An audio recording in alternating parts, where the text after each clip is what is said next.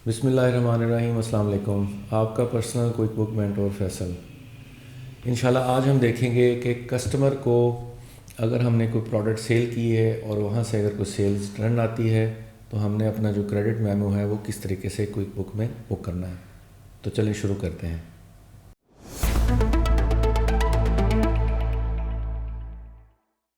ये हमारी quick book desktop की स्क्रीन। यहाँ पे कस्टमर की टैब, उसके नीचे जाएं तो यहाँ हमने क्रिएट इनवाइस की थी।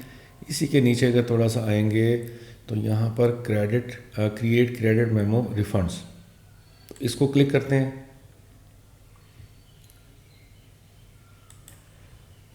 और क्लिक करने के बाद, बल्कि इससे पहले जो लास्ट लेक्चर में हमने देखा था कि हमने एक इनवाइस बुक की थी, उसको पहले ज़रा सामने रख लेते हैं कि हमारे पास जो कस्टमर है वो किस तरह से आ रहा है। कस्टमर बैलेंस समरी है। इस समरी में भी आप देख सकते हैं कि कस्टमर वन है। यहाँ से अगर आप डबल क्लिक करें तो ये उस कस्टमर वन की तमाम इनवाइसेस आ जाएंगी। तो अब इस इनवाइस के अंदर हमने 10 पीसेस 60,000 के साथ इशू किए थे, तो इन्हीं में से हम कोई 2 पीसेस रिटर्न कर लेते हैं और डेफिनेटली वो उसी 60,000 के ऊपर वापस आएंगे। ये विंडो लेजर की खुली रखते हैं ताकि जब हम रिटर्न करें तो हम इसका इम्पेक्ट भी चेक करें कि हमारे पास ये रिटर्न में इधर से रिफ्लेक्ट हो रहा है कि नहीं हो रहा। वापस जाते हैं कस्टमर, और कस्टमर में जाने से पहले यहाँ पर अगर आप लेफ़्ट साइड पर देखें तो यहाँ पर डिफरेंट टैब्स हैं।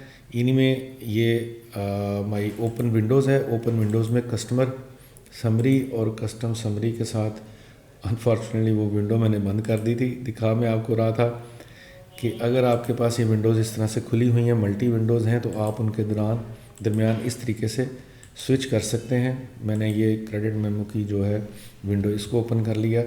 अब इसमें जो कस्टमर था, कस्टमर वन, और क्रेडिट नंबर उसने और जो डिफरेंट चीज़ें थी वो उसने उठा ली। अब यहाँ पे मैंने लैपटॉप वन लिखा। लैपटॉप वन लिखने के बाद मैंने लिख दिया कि customer one 2 pieces return at 60,000 plus GST. Definitely GST के साथ ही आप रिटर्न करेंगे। क्वांटिटी मैंने यहाँ पे 2 पीसेस कर दिए और यहाँ पे रेट मैंने 60,000 किया। 60,000 के साथ 1,20,000 आया। ये जो टैक्स है या नॉन टैक्स है, इसको आप यहाँ से सिलेक्ट करेंगे। नीचे एफबीआर पहले से मौजूद है 18%, 21,600 इसका सेल्स टैक्स आ गया। और ये मैंने आपको बताया था कि इस विंडो में अगर कोई डिस्क्रिप्शन है तो वो क्रेडिट मेमो की रिपोर्ट में नज़र आएगी। अगर आपने लेजर में, कस्टमर के लेजर में ये रिपोर्ट देखनी है, ये डिस्क्रिप्शन देखनी है, तो इस जगह पर भी आपको ये सेव करना पड़ेगा।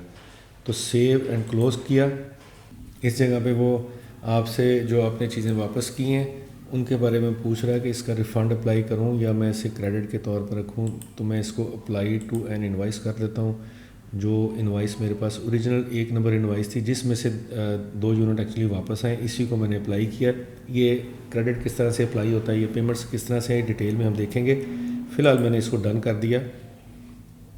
अब अगर आप देखें तो कस्टमर बैलेंस में जो कस्टमर वन था उसका बैलेंस थोड़ा कम हो चुका है, और उसको डिटेल में अगर लेजर में जाके देखा तो 7 लाख की इनवाइसेस थी और 1,41,000 का उसका जो क्रेडिट मेमो आ गया है। यहाँ पे डॉक्यूमेंट टाइप में इनवाइस और क्रेडिट मेमो लिखा हुआ है। तो इस तरीके से आप जो इनवाइस इशू की हुई है उसको आप क्रेडिट मेमो इशू करके अपना जो कस्टमर का बैलेंस है उसे रिड्यूस कर सकते हैं। तो अभी हमने देखा कि कस्टमर को इनवाइस इशू करने के बाद अगर वो चीज़ें आपके पास रिफ़ंड आती हैं, रिटर्न आती हैं, तो आपने कस्टमर को जो क्रेडिट मेमो है वो किस तरह से इशू करना है। मिलते हैं इंशाल्लाह नेक्स्ट वीडियो में। अल्लाह हाफिज़।